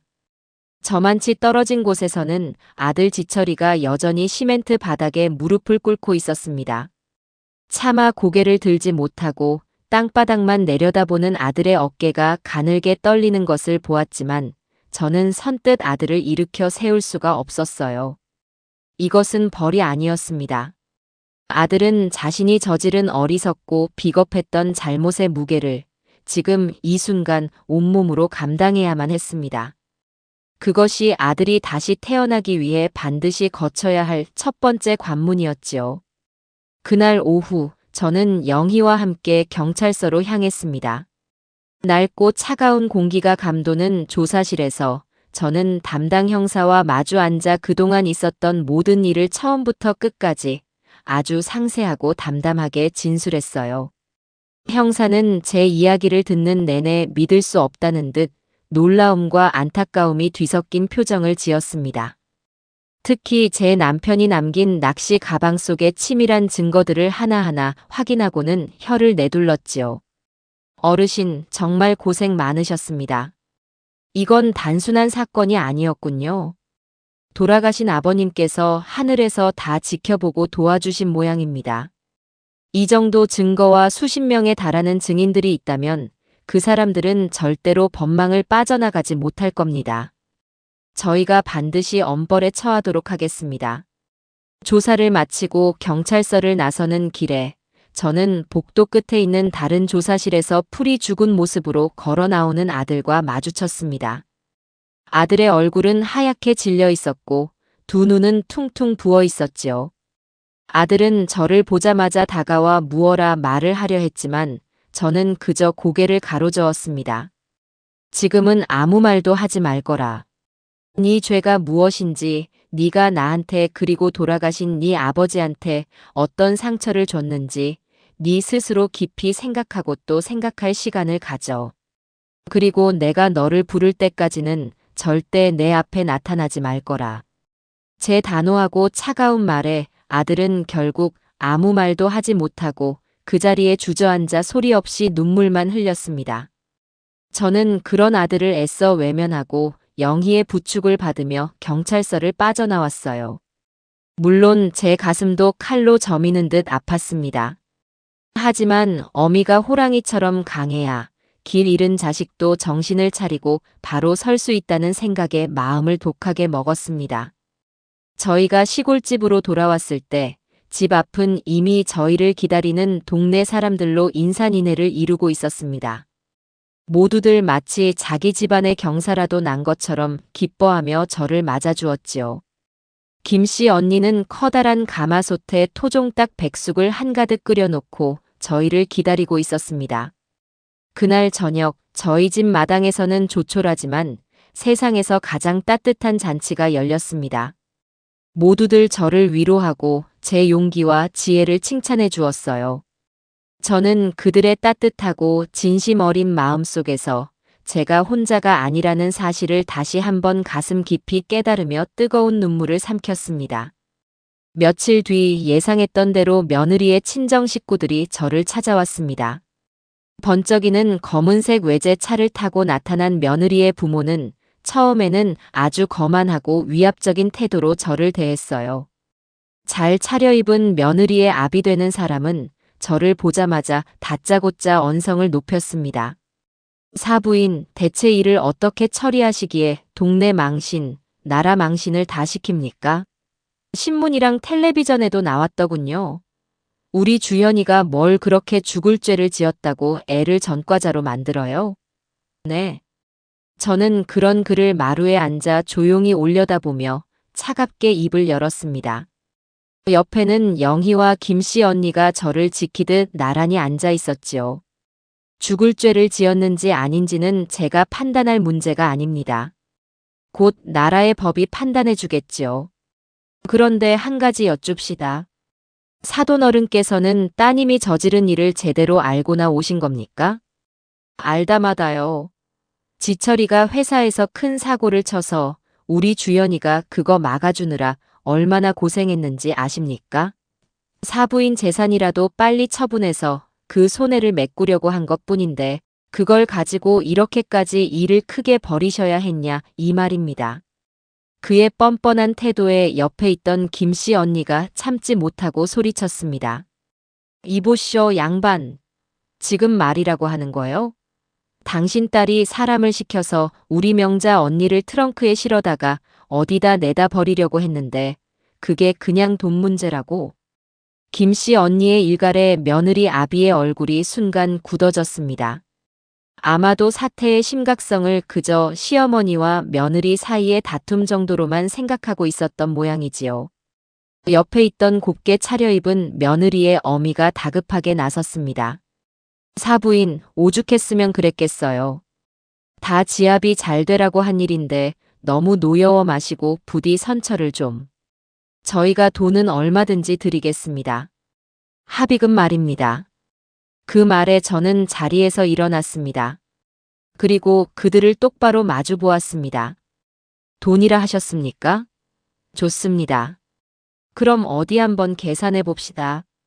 당신들 딸 때문에 내 아들이 짊어져야 했던 마음의 빚은 얼마로 계산하면 되겠습니까? 내가 맨발로 산속을 헤매며 느꼈던 공포와 절망은 얼마짜리입니까? 그리고 당신들 딸 때문에 내 남편이 눈도 감지 못하고 남겨야 했던 그 한은 대체 얼마면 되겠냐고 묻고 있습니다. 제 서늘한 일갈에 며느리의 부모는 더 이상 아무 말도 하지 못했습니다. 저는 그들을 향해 마지막 통보를 했습니다. 저는 오늘 두 분을 뵈러 온 손님으로 대한 것이 아닙니다. 제 아들의 인생을 망치고 제 목숨을 위협한 파렴치한 범죄자의 부모를 만난 것뿐입니다. 두 분께는 참으로 죄송하지만 저는 따님을 용서할 생각이 추호도 없습니다. 그러니 이만 돌아가셔서 따님이 저지른 죄에 대한 대가를 어떻게 치르게 할 것인지 그것부터 고민하시는 게 좋을 겁니다. 합의는 없습니다. 선처도 없습니다.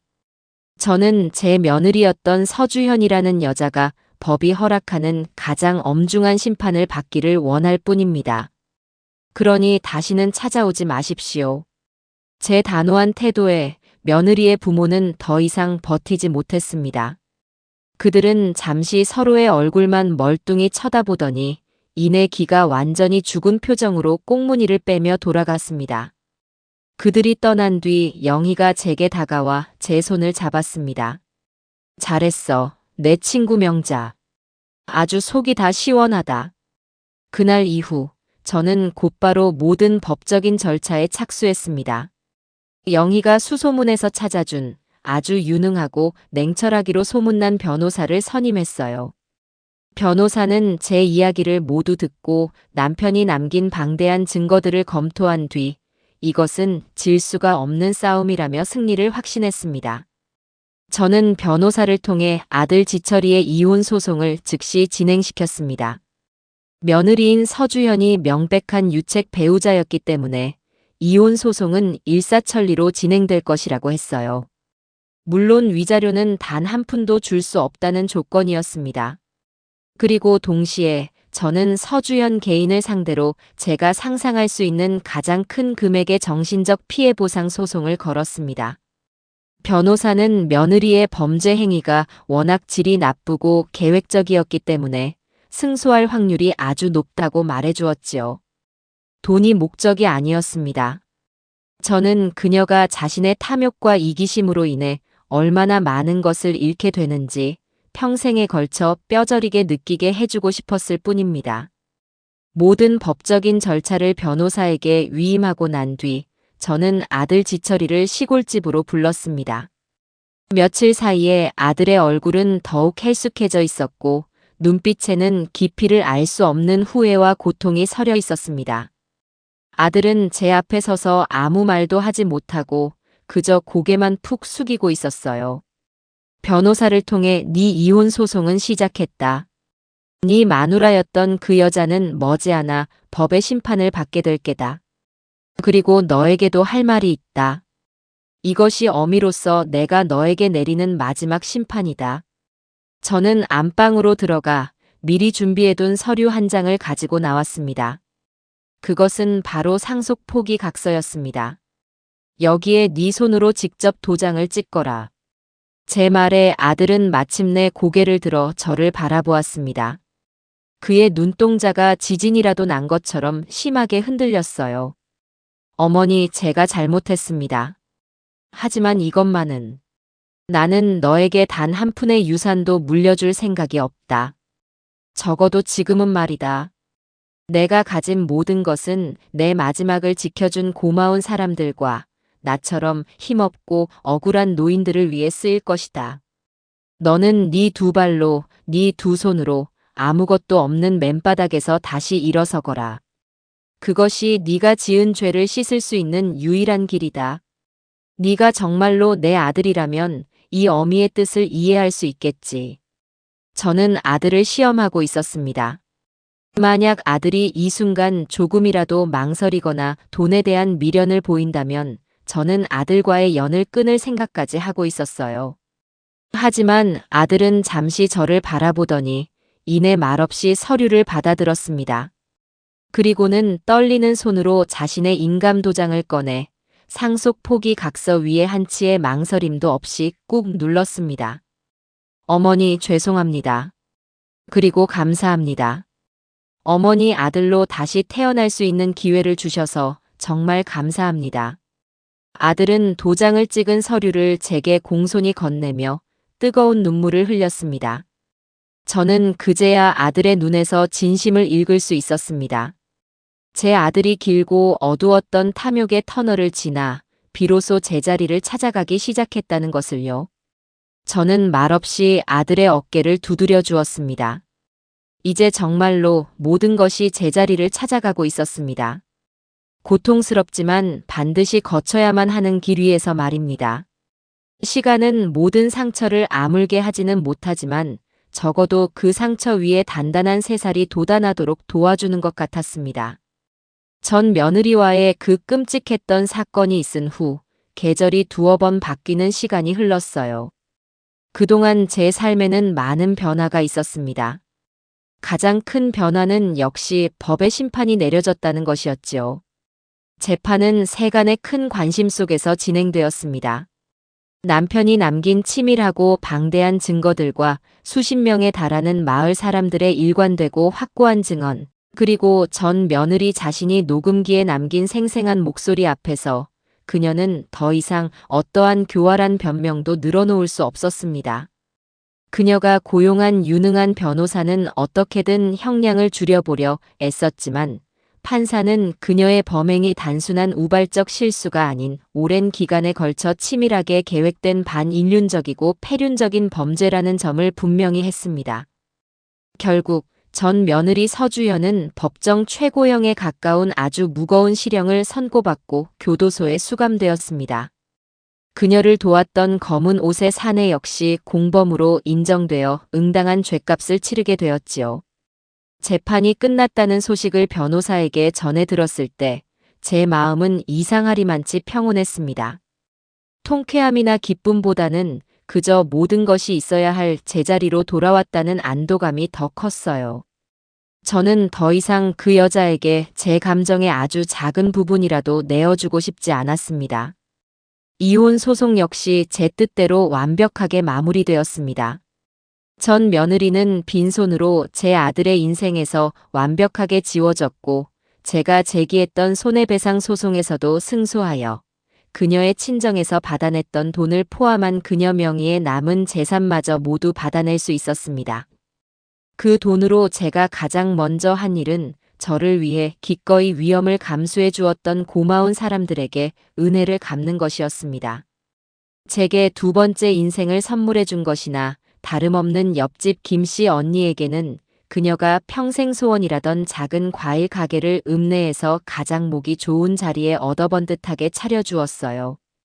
김씨 언니는 처음에는 펄쩍 뛰며 손사래를 치고 극구사양했지만 언니가 아니었으면 나는 지금 이 세상 사람이 아니었을 거야. 이건 내 고마움의 표시이니 부디 내 마음 편하게 해줘라는 제 진심 어린 부탁에 결국 눈물을 글썽이며 고개를 끄덕였습니다. 이제 그녀는 과일 가게 사장님이 되어 매일 아침 싱싱한 과일을 트럭 가득 싣고 와 손님들을 맞이하고 있습니다. 그리고 제 옆에서 모든 계획을 함께 세우고 자신의 일처럼 발벗고 나서서 물심양면으로 저를 도와준 영희에게는 그녀와 저의 공동 이름으로 불우이웃 돕기 재단에 거액을 기부했습니다.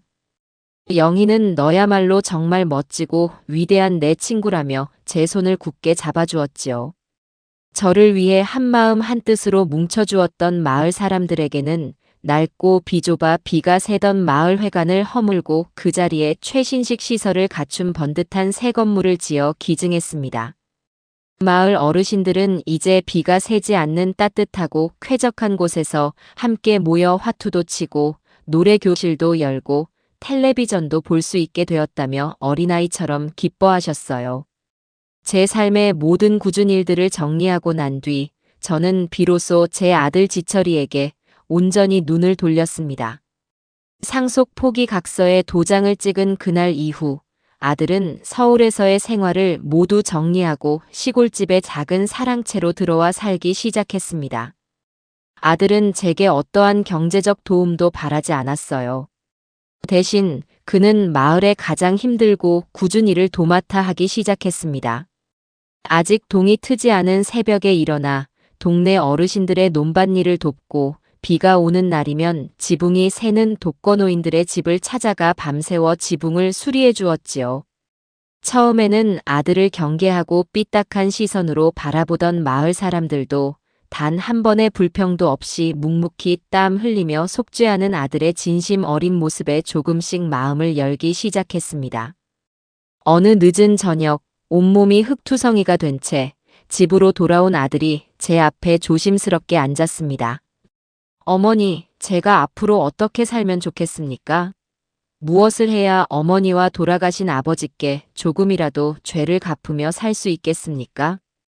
아들의 눈에는 막막함과 함께 새로운 삶에 대한 간절한 희망이 깃들어 있었습니다. 저는 아들을 물끄러미 바라보다가 제 기억 속의 어린 아들을 떠올리며 조용히 입을 열었어요. 너는 어릴 적부터 손재주가 참 좋았다. 고장난 라디오도 뚝딱 고치고 삐걱거리는 낡은 의자도 금세 새 것처럼 단단하게 만들곤 했지. 네 아버지가 그런 너를 보며 우리 아들은 손이 아니라 머리로 기술을 부린다며 참으로 대견해했었다. 제 말에 아들은 의아한 표정을 지었습니다. 저는 아들의 손을 잡으며 말을 이었습니다. 그 귀한 재주 썩히지 말고 너보다 약하고 힘든 사람들을 위해 쓰며 살아라. 이 동네에는 나처럼 혼자 사는 늙은이들이 많다.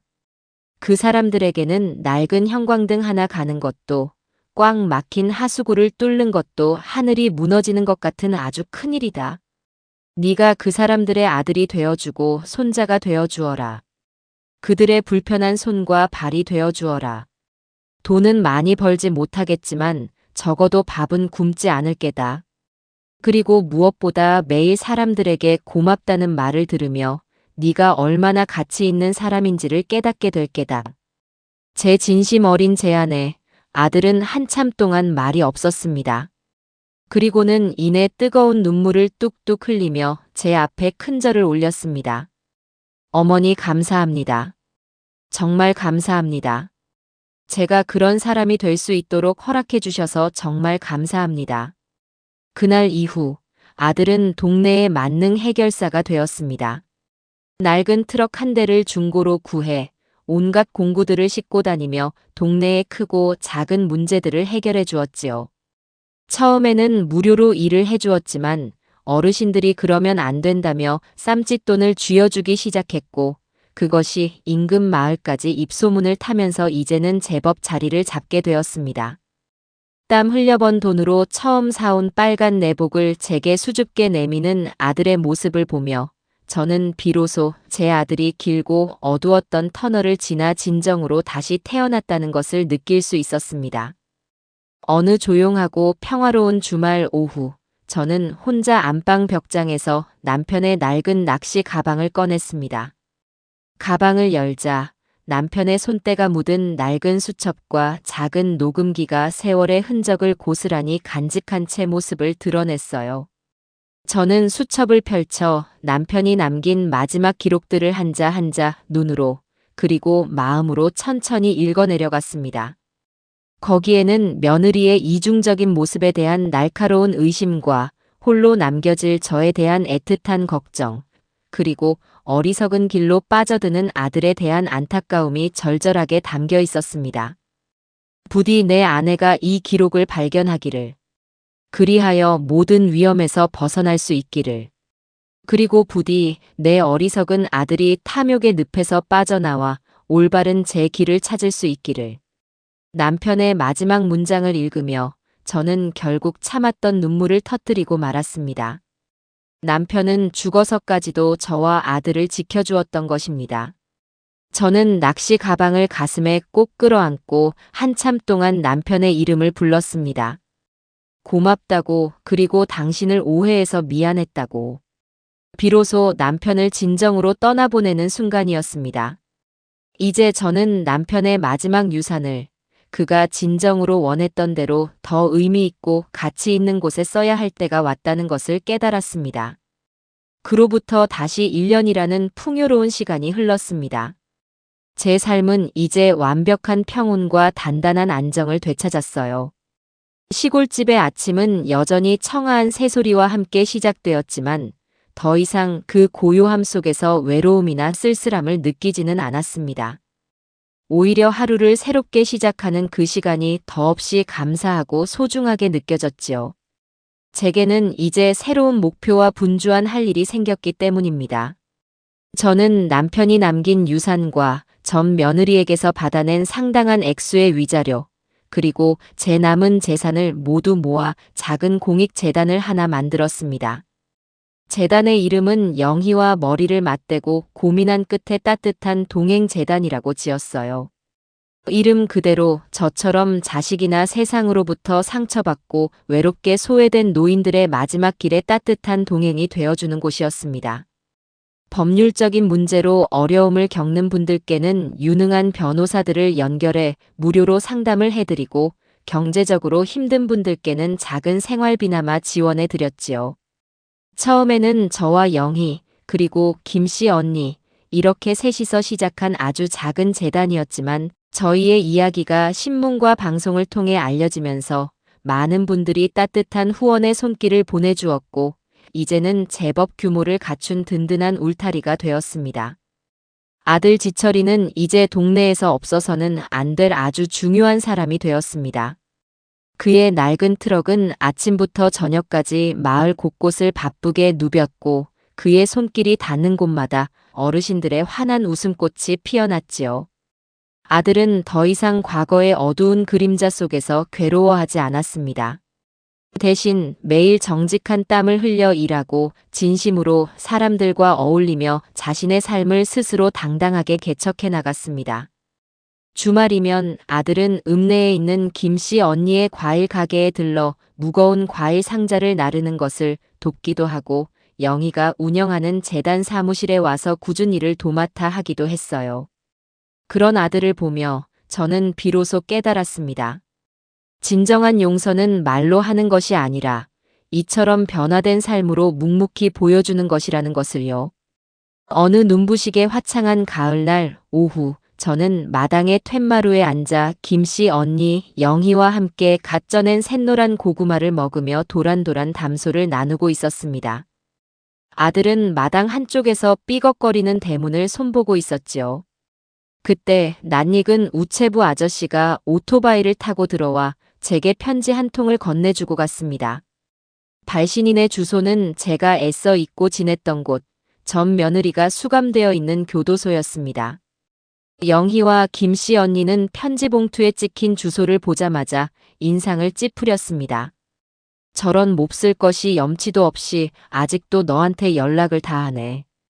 당장 찢어서 아궁이에 던져버려, 명자야. 읽을 가치도 없는 글이야. 김씨 언니가 흥분해서 말했지만 저는 조용히 편지 봉투를 뜯었습니다. 제 손으로 이 질기고 질긴 악연을 완전히 그리고 영원히 끝내고 싶었기 때문입니다. 편지 안에는 삐뚤빼뚤하고 신경질적인 글씨로 그녀의 끝없는 원망과 이기적인 변명이 빼곡하게 적혀 있었습니다. 모든 것이 제 탓이고 아들 탓이며 세상을 잘못 만난 자기 팔자 탓이라는 내용이었지요. 그녀는 단 한순간도 자신의 잘못을 진심으로 뉘우치지 않고 있었습니다. 편지의 마지막에는 자신이 여기서 나가기만 하면 절대로 저를 가만두지 않겠다는 저주에 가까운 협박까지 선명하게 적혀 있었지요. 저는 그 편지를 마지막 글자까지 묵묵히 그리고 아주 천천히 읽었습니다. 그리고는 아무 말 없이 자리에서 일어나 아직 온기가 남아있는 부엌 아궁이로 걸어갔습니다. 활활 타오르는 붉은 불길 속에 저는 그 편지를 아무런 미련 없이 던져 넣었어요. 편지는 순식간에 검은재로 변해 하얀 연기와 함께 굴뚝으로 사라져버렸습니다. 그 모습을 지켜보는 제 마음은 놀랍도록 평온하고 자유로웠어요. 그녀는 이제 제 인생에 어떠한 영향도 미칠 수 없는 그저 한 줌의 재와 같은 존재일 뿐이었습니다. 어머니, 다 고쳤습니다. 이제 밤에 바람 불어도 삐걱거리는 소리 안 날 거예요. 어느새 제 곁으로 다가온 아들이 이마에 맺힌 땀을 훔치며 환하게 웃었습니다. 저는 그런 아들의 얼굴을 자랑스럽게 바라보며 고개를 끄덕였습니다. 그래, 애썼다, 내 아들. 이제 저녁 먹어야지. 오늘 저녁은 네가 제일 좋아하는 호박잎 쌈밥이다. 그날 저녁, 저희 집 마당에는 오랜만에 구수한 된장찌개 냄새와 함께 사람들의 정겨운 웃음소리가 가득했습니다. 저와 제 목숨보다 소중한 친구들, 그리고 새로운 삶을 찾은 제 아들까지. 우리는 마주 앉아 서로의 얼굴을 바라보며 이 지극히 평범하고 소중한 일상에 진심으로 감사했습니다. 저는 문득 깨달았습니다. 인생에서 사이다란 악당에게 통쾌하게 복수하고 그들의 모든 것을 빼앗는 것이 아니라는 것을요.